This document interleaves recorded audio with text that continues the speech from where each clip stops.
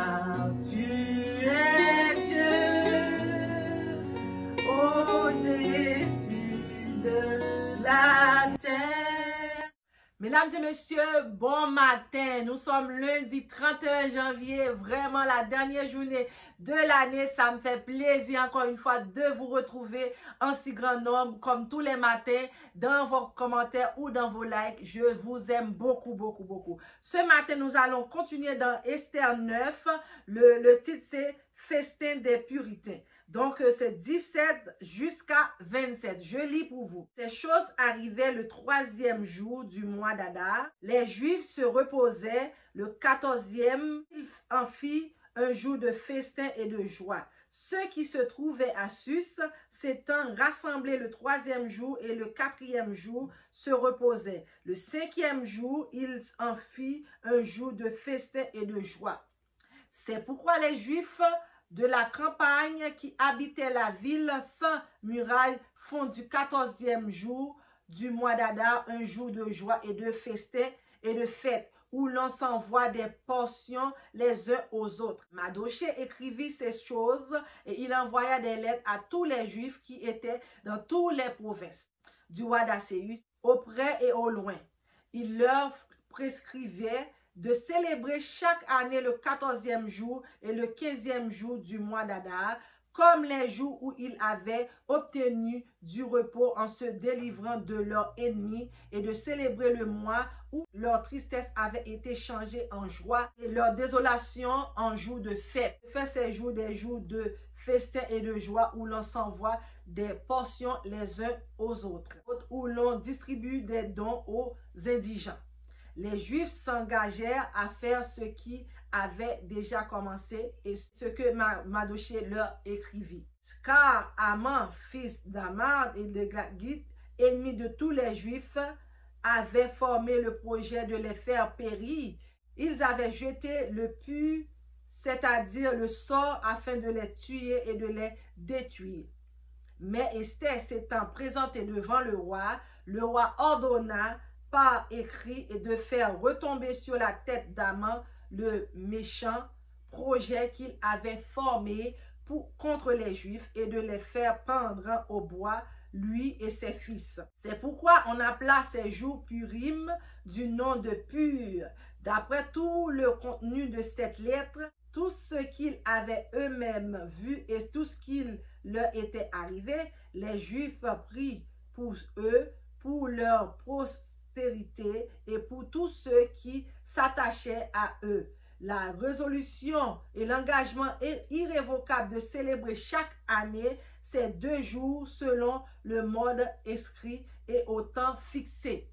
Ces jours devraient être rappelés et célébrés de génération en génération, dans chaque famille, dans chaque province, dans chaque ville, et ces jours de Purim ne devraient jamais être abolis au milieu des Juifs.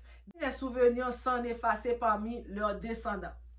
La reine Esther, fille d'Abigaël et de Juif Mardochée, écrivait d'une manière pressante une seconde fois pour confirmer la lettre sur les Purim. On envoya des lettres à tous les Juifs dans tous les 127 provinces du roi d'Asséus. Elles contenaient des paroles de paix et de fidélité. Pour prescrire ces jours de Purim au temps fixé, comme le juif Mardochée et la reine Esther les avaient établis pour eux, et comme ils les avaient établis pour eux-mêmes et pour leur prospérité à l'occasion de leur jeûne et de leurs cris. Ainsi, l'ordre d'Esther confirma l'institut des Purim, et cela fut écrit dans tout le livre. Alors, gloire à Dieu, gloire à Dieu. Vous voyez, alors, puisque le bon Dieu les a délivrés, ils ont pris les jours qui étaient des jours de combat, ils ont fait des jours de joie et de fête, de festin, parce que c'est comme ils se reposaient ces journées-là parce qu'ils ont obtenu la victoire grâce à Dieu. Dieu, quand il est là, il n'y a jamais de perte, il n'y a jamais d'échec. C'est toujours succès en succès. Et même que vous pensez être échec, pour Dieu, c'est succès. Vous voyez? Même ce que vous pensez qui est échec dans votre vie, pour Dieu, c'est succès parce que vous n'avez pas compris de cette façon-là. C'est pour ça que vous vous dites c'est échec. Mais pour Dieu, c'est succès. Parce qu'il a besoin de ça pour avoir un témoignage à chaque fois. Parce qu'à chaque chose qui arrive dans votre vie, c'est un témoignage pour Dieu. C'est un témoignage pour Dieu. Parce qu'il a besoin de ça pour rendre sa gloire puissante.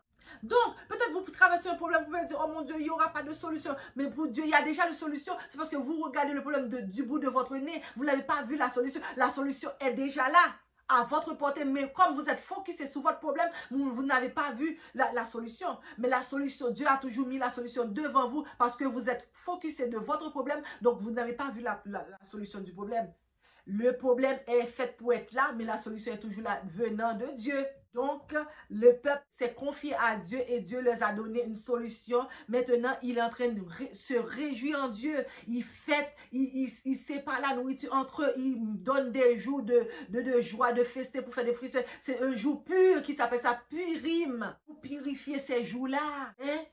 Donc, si vous mettez constamment votre confiance, votre foi en Dieu, il va agir tout le temps pour toi, en toutes circonstances. En toutes circonstances, il va être là. Il va être là en toutes circonstances. Donc, confiez-vous à Dieu. Vous allez voir, tout va aller de mieux en mieux dans votre vie. Gardez la foi, gardez sa parole dans votre cœur afin que cette parole-là puisse vous nourrir spirituellement aussi. Parce que si vous priez, vous ne connaissez pas la parole, comment vous pouvez chasser le problème? Comment vous cherchez l'ennemi qui va venir devant vous pour dire voilà, telle chose, sans vous ne connaissez pas la parole, il va vous vaincre. Il va vous vaincre parce que vous ne connaissez pas la parole pour lui dire chassez-vous devant moi.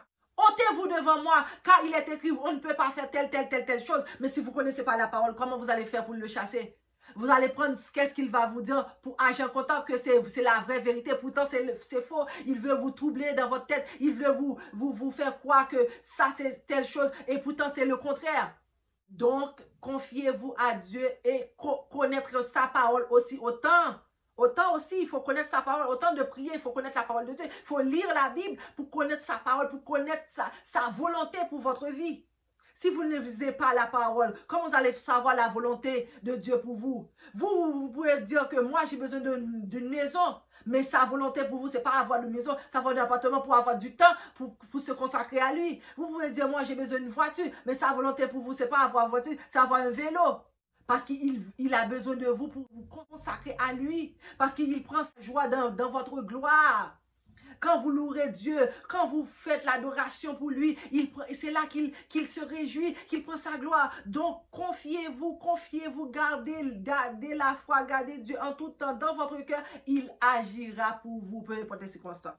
Sur ce, je vais mettre fin à cette portion de lecture. On se dit à demain mardi, le 1er février, pour un autre livre encore qui va être Job.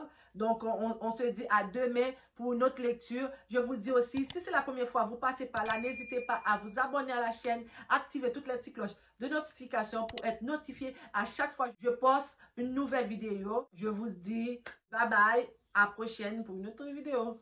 Car tu